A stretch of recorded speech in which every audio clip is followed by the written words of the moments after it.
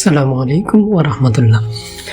আমরা আজকে জানব হযরত উসমান রাদিয়াল্লাহু তাআলা আনহু কিভাবে রাত্রে ইবাদত বন্দেগী করতেন। তাহাজ্জুদ গুজার ও কিয়ামুল লাইলকারীদের অন্যতম হলেন বিশিষ্ট সাহাবী খোলাফায়ে রাশেদার অন্যতম নেককার আবেদ জুন্নুরাইন, পরকালের ভয়ে দণ্ডায়মান ও সিজদা অবনত অবস্থায় রাত্রি যাপনকারী সিও রবের রহমতে আকাঙ্ক্ষী উসমান ইবনে আফফান রাদিয়াল্লাহু তাআলা আনহু। তিনি তাবুক যুদ্ধে যে পরিমাণ আল্লাহর রাস্তায় খরচ করেছেন তাতে হযরত নবী করিম সাল্লাল্লাহু আলাইহি ওয়াসাল্লাম খুশি হয়ে বলেছিলেন, আজকের দিনের পর কোনো আমলই উসমানকে ক্ষতি করতে পারবে না।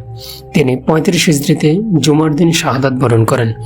হযরত উসমান রাদিয়াল্লাহু তাআলা আনহুর স্ত্রী তার তাহাজ্জুদ ও কিয়ামুল লাইল সম্পর্কে বলেন, তিনি সারা বছর রোজা রাখতেন, রাতের প্রথম ভাগ ব্যতীত সারা রাত কিয়ামুল লাইল করতেন। যখন বিদ্রোহীরা তাকে হত্যা করার জন্য ঘিরে ফেলেছিল তখন তার স্ত্রী বলেছিলেন, তোমরা তাকে হত্যা করো আর নাই করো, সে সারা রাত এক রাকাত সালাতের মধ্যে সম্পূর্ণ কোরআন খতম করতেন। আব্দুর রহমান আত-তাইমি রহমতুল্লাহি আলাইহি বলেন, আমি একবার মাকাম ইব্রাহিমের নিকট ছিলাম, হঠাৎ দেখতে পেলাম এক ব্যক্তি দাঁড়ানো, অতঃপর দেখলাম তিনি হযরত উসমান ইবনে আফফান রাদিয়াল্লাহু তাআলা।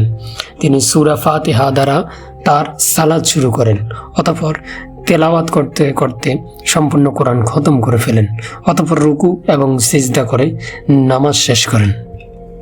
হযরত উসমান রাদিয়াল্লাহু তাআলা আনহু যে এক রাকাতে সম্পূর্ণ কোরআন পড়তেন তা ছিল ভিতরের সালাত।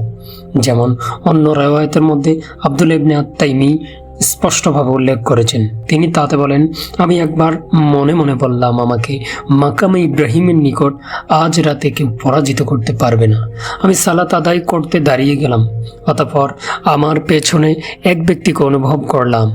যখন আমি তাকালাম দেখতে পেলাম তিনি হযরত উসমান ইবনে আফফান রাদিয়াল্লাহু তাআলা। ফলে আমি তার জন্য সরে গেলাম। তিনি সম্মুখে অগ্রসর হয়ে কোরআন তেলাওয়াত শুরু করে দিলেন, এমনকি সম্পূর্ণ কোরআন খতম করে ফেললেন। এরপর রুকু সিজদা করে নামাজ শেষ করলেন। যখন সালাত শেষ করলো আমি তাকে বললাম, হে আমিরুল মুমিনিন, আপনি এক রাকাত সালাত আদায় করেছেন? তখন তিনি বললেন, হ্যাঁ, এটা আমার ভিতরের সালাত। হে আমিরুল মুমিনিন, আল্লাহ আপনার প্রতি সন্তুষ্ট হন, আর কেনই বা হবেন না? আপনি তো বলেছিলেন যে আল্লাহর কসম, যদি তোমাদের কলবগুলো পবিত্র হয়ে যায় তাহলে তোমরা তোমাদের রবের কালাম দ্বারা কখনো পরিতৃপ্ত হবে না।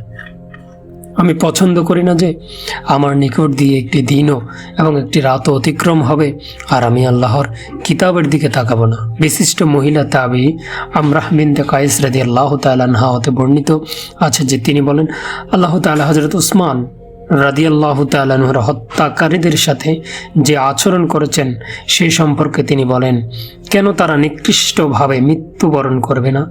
হযরত উসমান রাদিয়াল্লাহু তাআলা আনহুর সর্বশেষ যে আয়াত দ্বারা শেষ সালাত আদায় করেছিলেন সে সম্পর্কে আমরাহ বলেন, আমি হযরত আয়েশা রাদিয়াল্লাহু তাআলা আনহার সাথে উসমান রাদিয়াল্লাহু তাআলা আনহুর হত্যার বছর মক্কার দিকে বের হলাম।